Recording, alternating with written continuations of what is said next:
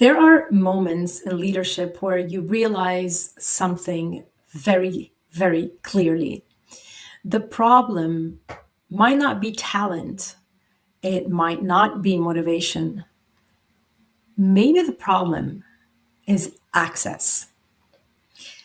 I have met extraordinary people over the years. They're smart, they're capable, they're driven, and they're deeply committed. And I've watched them stall, second guess themselves, have the imposter syndrome, or just quietly burn out. And it's not because they lacked that potential, but because they never had access to the tools, the language, or the mental frameworks and resets that many leaders actually have and take for granted. This episode exists because of that gap. And it also exists because this week, thousands of podcasters around the world are doing something very special and rare. They're using their voice for something bigger than just content.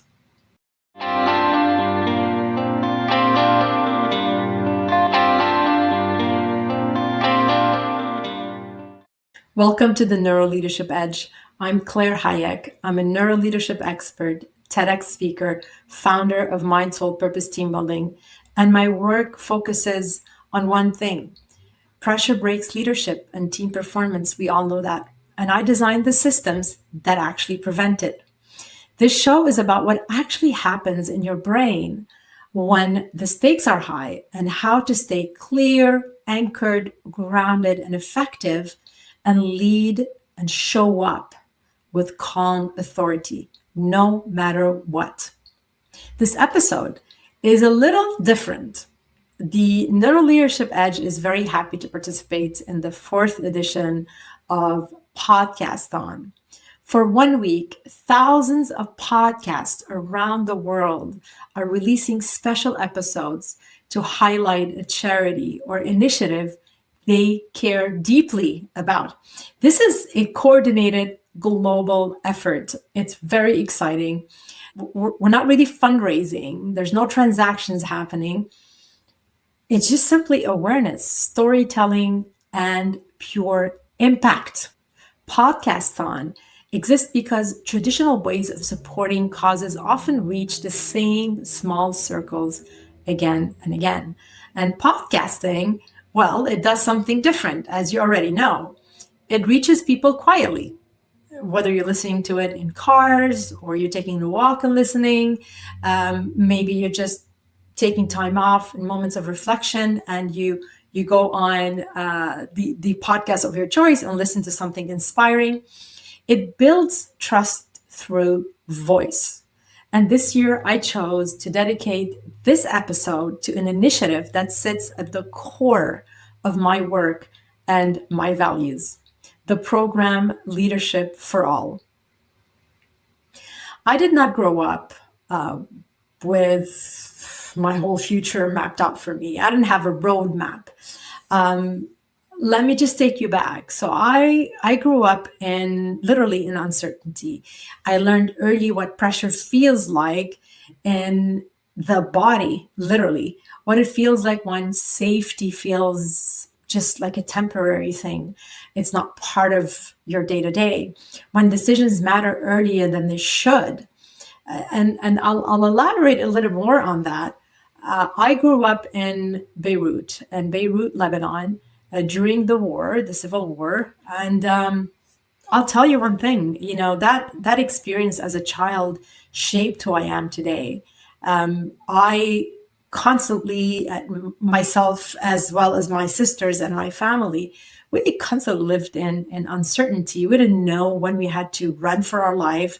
At any moment, we would hear news that, brace for yourselves, you have to run to the shelter because, they're anticipating some attack of some sort. When you're a child, you don't quite understand what's happening, but you can watch people around you and see how this is affecting your environment. And so your nervous system adapts to it. And this kind of becomes normal. It becomes your day-to-day.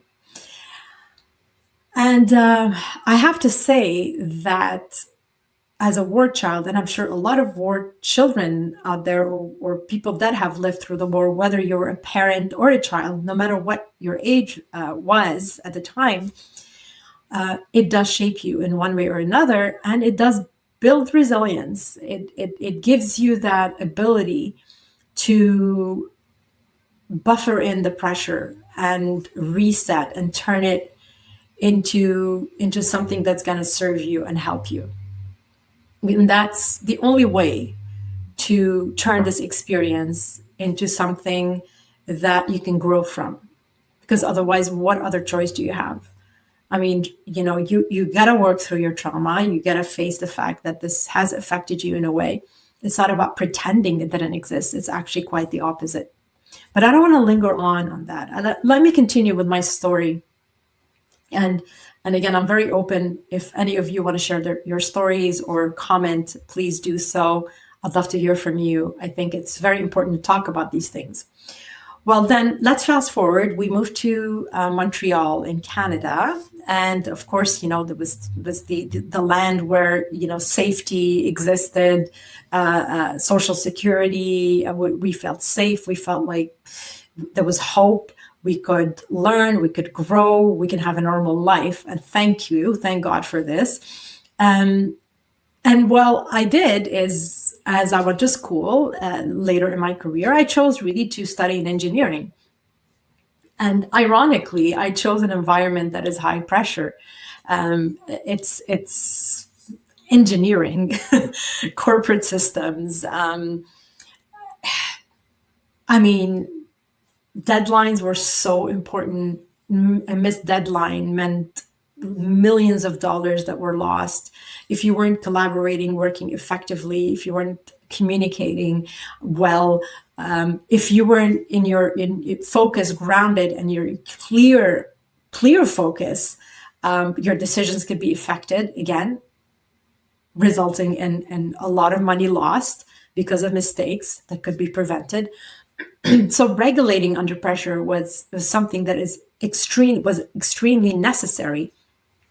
And I really wish that people talk more about this, because had I known at the time when I was much younger and working in engineering, actually worked 20 plus years in engineering, had I known how to manage my pressure, how to reset and turn any high pressure, high state situation within seconds into calm authority, then I would have saved myself a lot of trouble and a lot of headache, really. But I am a true believer that life happens for you, and your experiences shapes who you are. And I think I probably wouldn't be sitting here talking to you about all this if I hadn't lived it myself. So absolutely no regrets. Would I have liked it to be different? Absolutely. But you know what? Maybe this is what I needed to go through in order to be here and have a bigger impact, because I have a story to tell, because I lived through this, because I'm walking the talk. So let's look at, quickly my experience in engineering. I took on a lot of leadership roles, a lot of responsibility, managing projects, managing teams, managing people at different levels of the organization, where I needed to be focused, but I needed to be clear-minded. And it was hard to access, like I mentioned. But what I noticed again and again was this. The people who actually performed best under pressure were not the most confident on paper. They were the ones who had probably learned how to regulate themselves internally. They had that internal resilience to snap out of the stress, survival, fight or flight mode and back into their an anchor, grounded, authority, which I call our brain CEO, our prefrontal cortex. I had to grab some water here. So they had probably ways of dealing with it that they had to learn.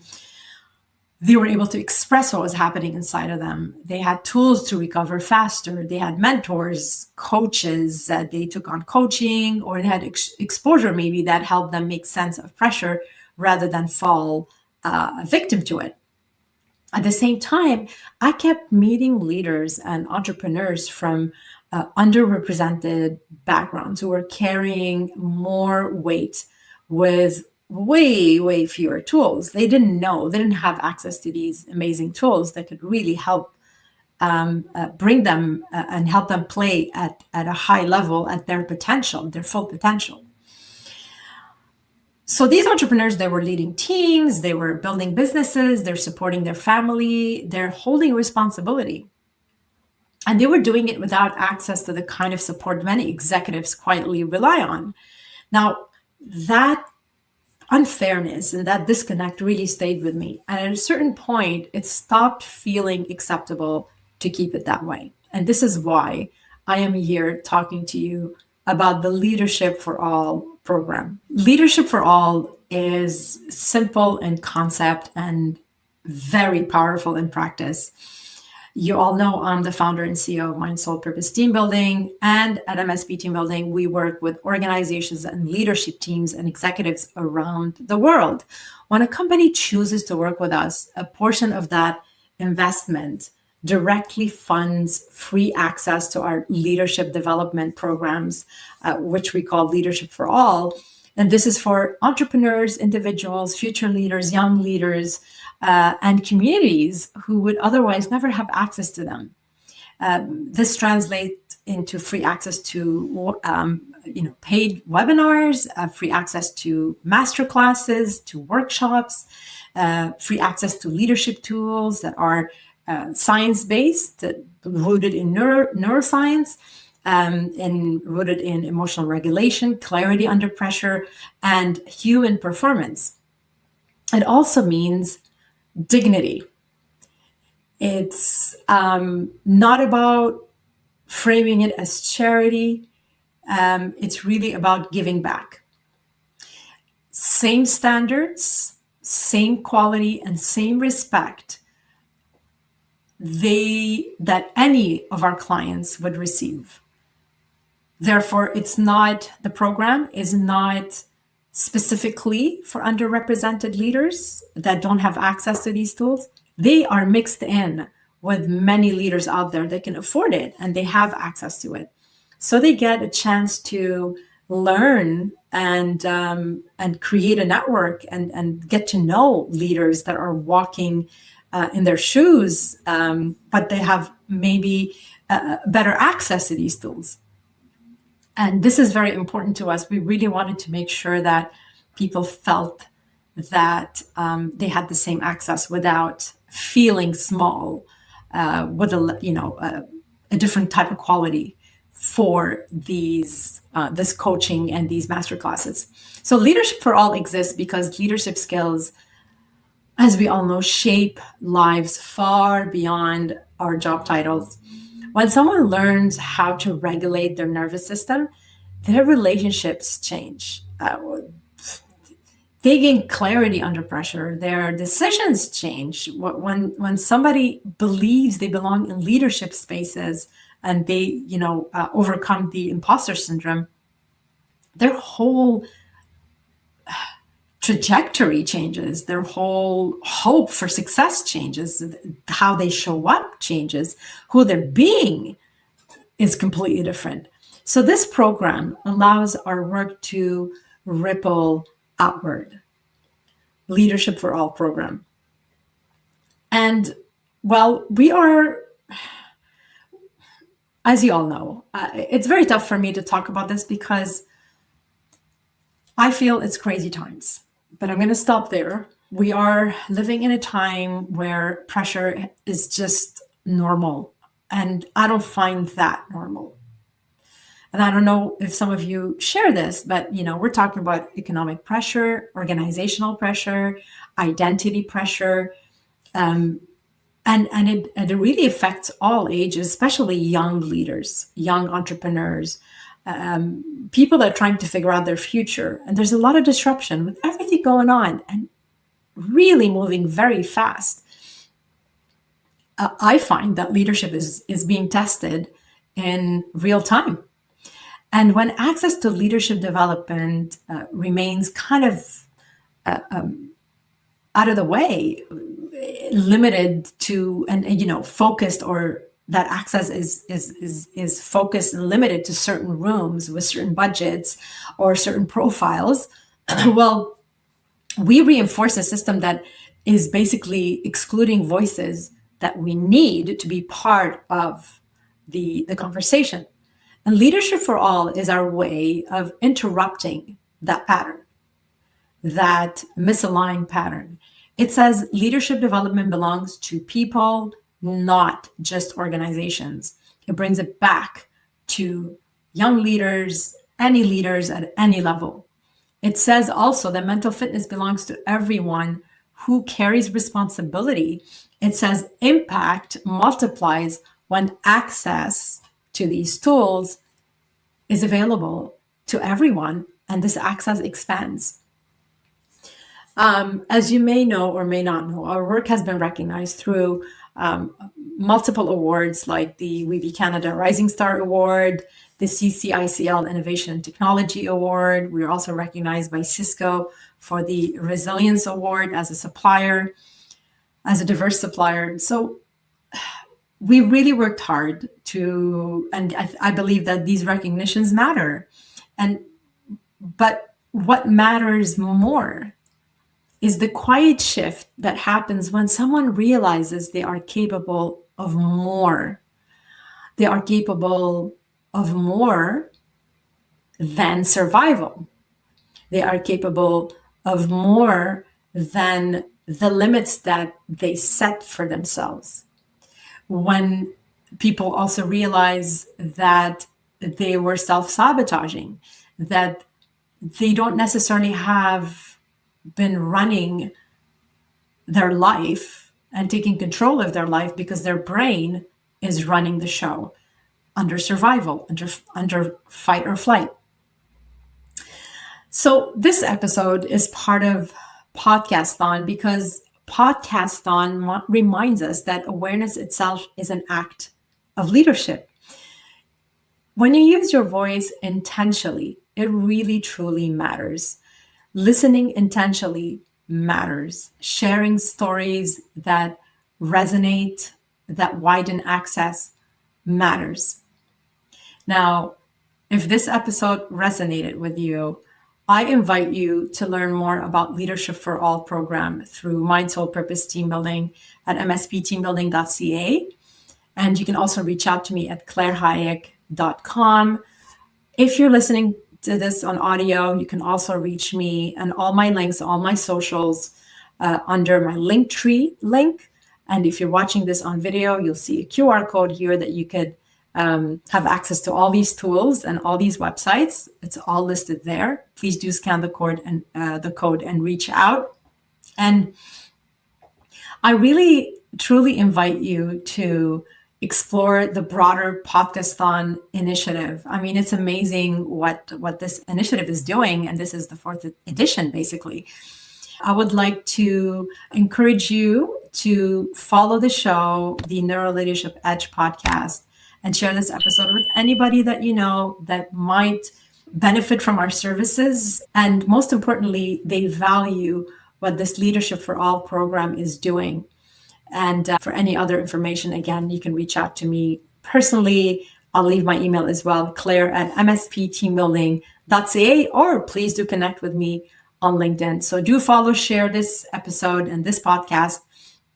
And as always, we are here weekly and we got tons of value to add. But if you enjoyed this episode, specifically the whole Podcasthon initiative, please feel free to visit podcasthon.org. That's podcasthon.org. So you can discover many other charities through the voices and talents of incredible podcasters around the world.